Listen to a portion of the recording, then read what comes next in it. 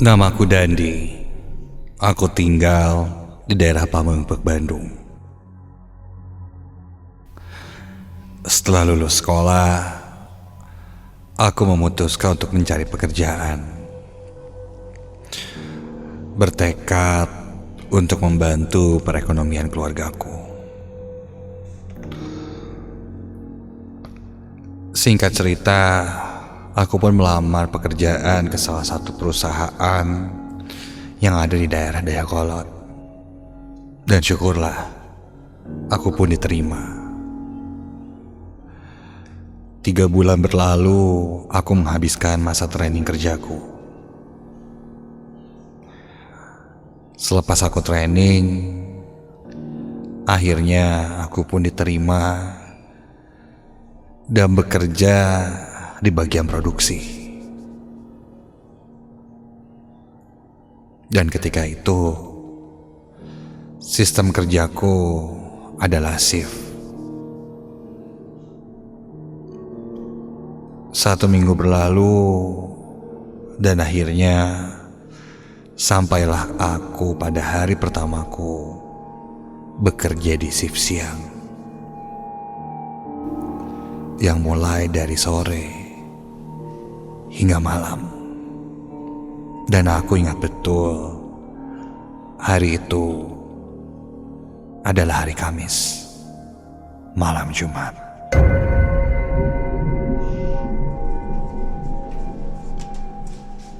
Singkat cerita, aku pun masuk kerja di shift siang. Seperti biasa, aku melakukan aktivitas pekerjaanku di bagian produksi. Hari itu cuaca tidak begitu cerah. Sejak sore langit sudah gelap. Waktu pun berlalu, sampailah di kala maghrib. Aku berhenti sejenak dari aktivitas pekerjaanku karena ingin buang air kecil. Dan aku lalu pergi ke toilet.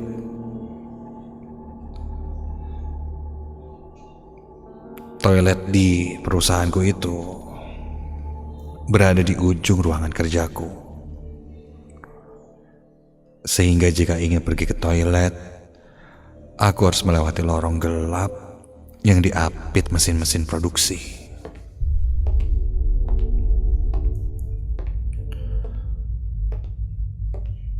Ketika aku berjalan melewati mesin-mesin produksi,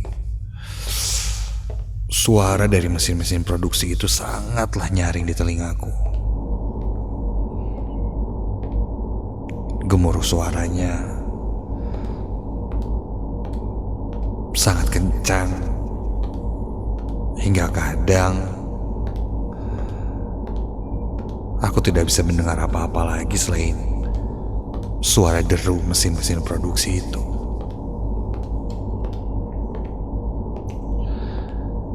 Setelah melewati mesin-mesin produksi,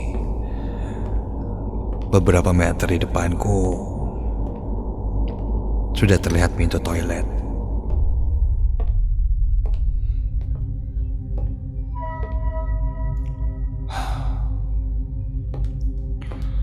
Dan ketika aku sedang berjalan santai menuju toilet itu, tiba-tiba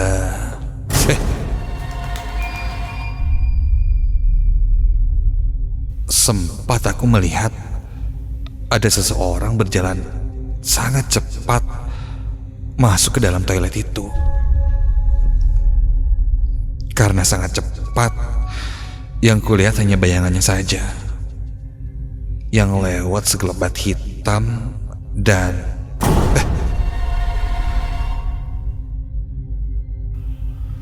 ku dengar juga dari dalam toilet itu ada suara bilik pintu toilet di dalamnya yang terbanting seperti ditutup. Siapa ya? Sampai buru-buru gitu banting pintu. Kulihat dia berlari dari dari arah gudang yang ada di sebelah kanan.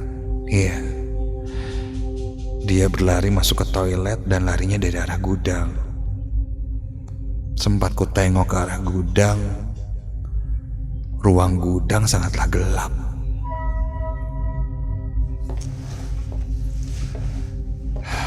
Perlahan aku pun masuk ke dalam toilet.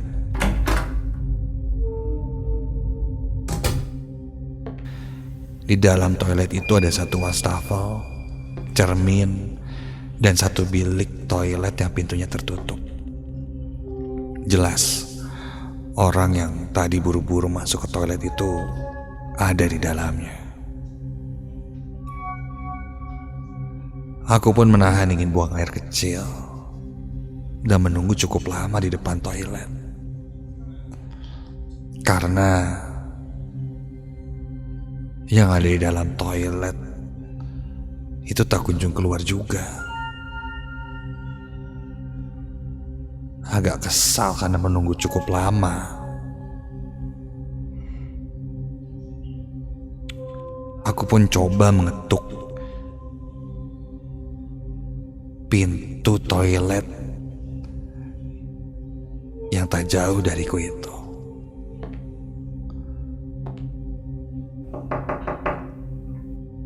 Punten, yang di dalam bisa cepetan nggak? Dan saat ku ketuk, pintu bilik toilet itu terdorong dan terbuka perlahan. Dan ketika ku lihat, astaga,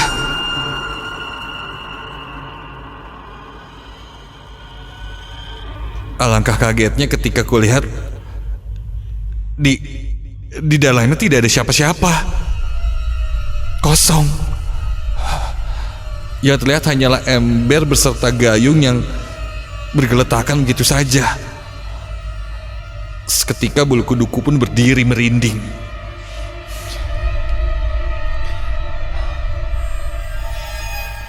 Perasaan tadi ada yang masuk deh.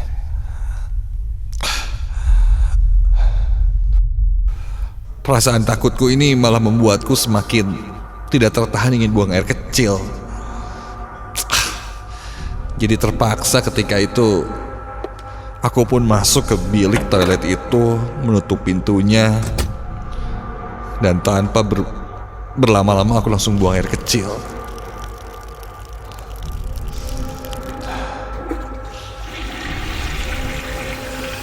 Setelah selesai dan menyiramnya, baru saja aku akan berbalik badan, tiba-tiba tercium bau yang sangat menyengat.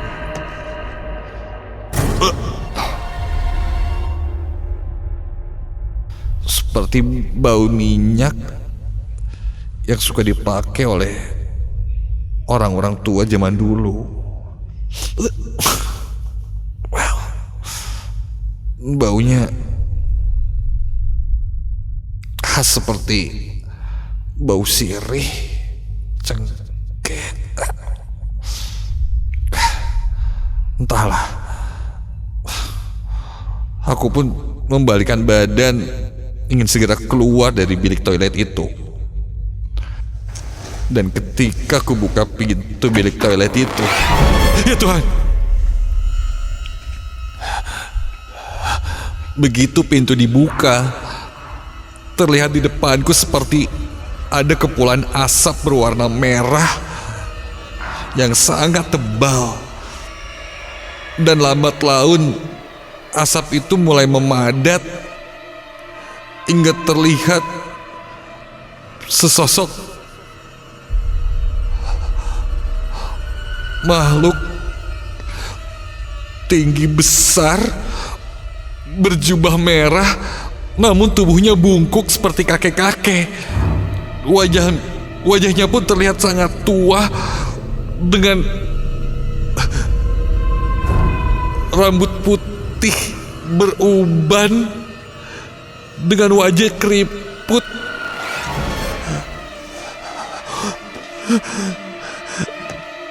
Namun dengan mata yang membelalak menatap ke arahku, seolah-olah marah, dan dia berkata,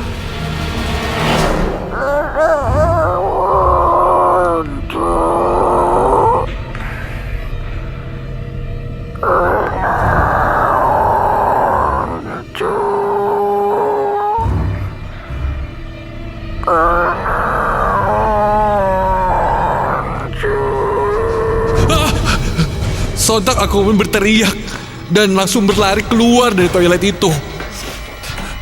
Aku kembali menuju lorong, namun tak kenapa kali ini kakiku semakin berat, sampai kakiku sulit untuk digerakkan.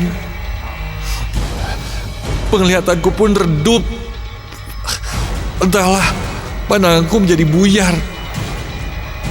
Telingaku perlahan tak bisa mendengar. Padahal di samping kanan kiriku itu mesin produksi yang suaranya sangat bising. Aku pun coba berdoa dalam hati. Namun lama-kelamaan kepalaku semakin berat, dan aku pun tak sadarkan diri.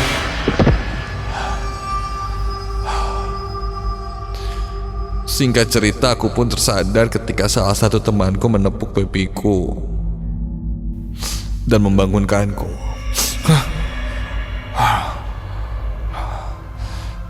Dia bertanya padaku apa yang terjadi.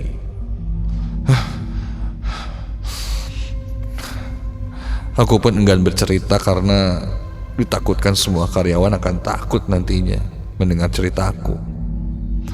Aku pun hanya terdiam dan coba melanjutkan pekerjaanku.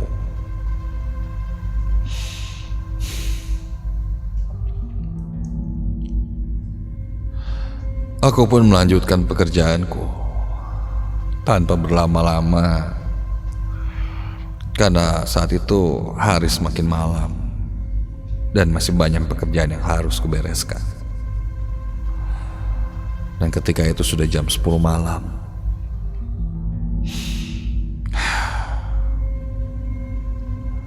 Aku pun berniat untuk membuang sampah bekas produksi ke tempat pembuangan yang kebetulan tempat pembuangannya cukup jauh. Harus melewati gang sempit dan gelap. Setelah kejadian di toilet itu, aku agak sedikit takut. Tapi aku coba beranikan diri. Ini shift malam pertamaku, dan aku harus melewati malam-malam lainnya. Jadi aku berusaha untuk tidak ketakutan.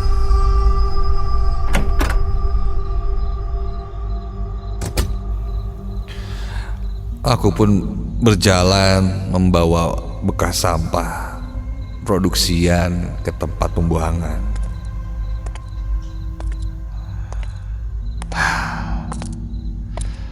Setelah melewati gang yang gelap itu, sampailah aku di tempat pembuangan.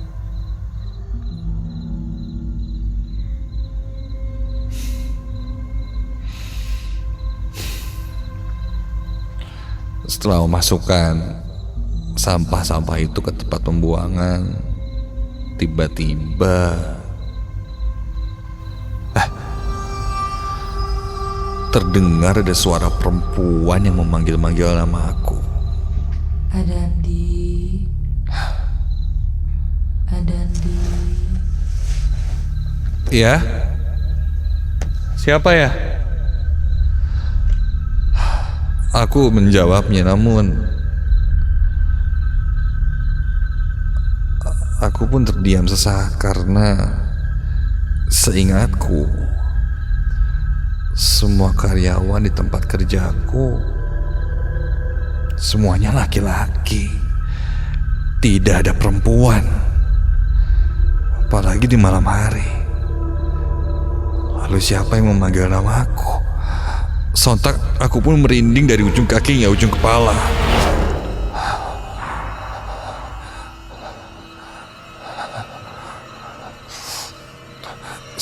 Setelah membuang sampah itu, aku menutup kembali tempat pembuangannya dan berusaha berjalan sangat cepat, segera pergi dari tempat itu.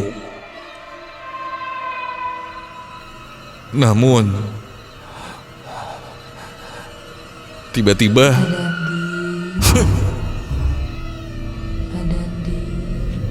terdengar lagi suara seorang perempuan memanggil namaku. Dan kali ini jelas suaranya berada di belakangku. Namun terasa jauh.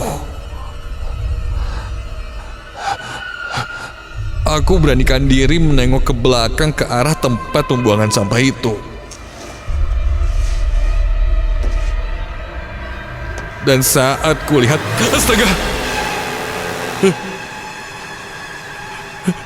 terlihat berdiri seorang perempuan memakai baju putih panjang seperti gaun yang sedang memegang dua orang anak perempuan.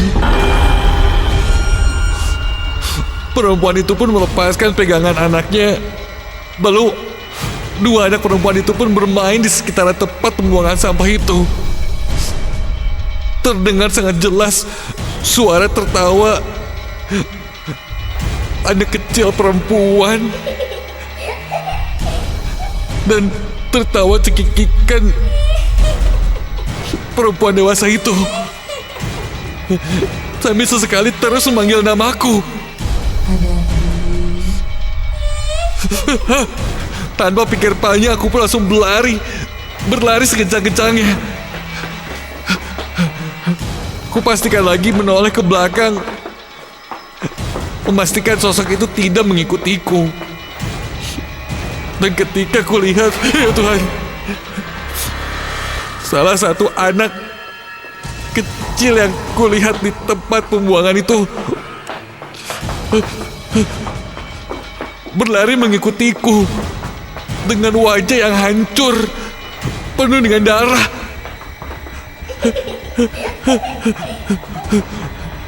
Aku pun coba bersembunyi, berhenti di sebuah sudut dinding dan menutup mataku sambil terus berdoa, berharap sosok itu hilang dan tidak mengejarku. Sampai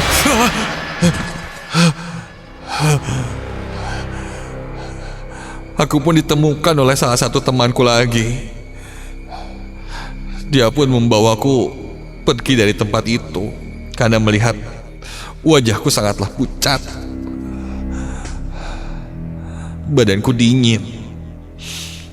Aku pun dibawa ke pos satpam depan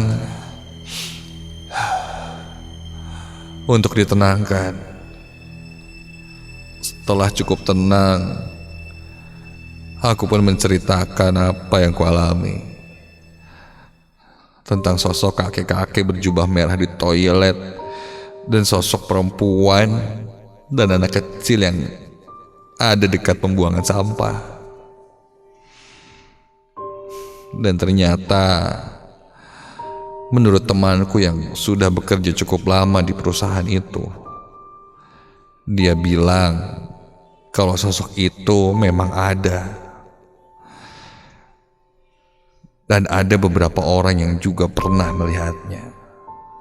Konon sosok kakek berjubah merah dan sosok perempuan dengan dua anak perempuannya itu adalah sosok yang tidak pernah ikhlas karena makam mereka ditindih dengan bangunan pabrik itu. Katanya dulu sebelum berdiri perusahaan itu, tempat ini dulunya adalah pemakaman umum. Mungkin masih ada beberapa makam yang entah siapa sanak saudaranya yang akhirnya tidak sengaja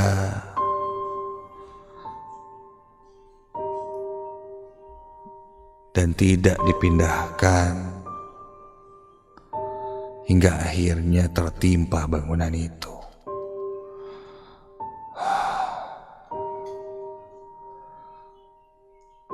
Sangat jelas di ingatanku wajah kakek tua itu dan sosok perempuan yang wajahnya sangat pucat, tatapannya kosong,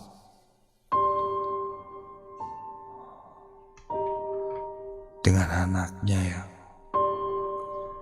mukanya hancur berdarah, sangat menyeramkan.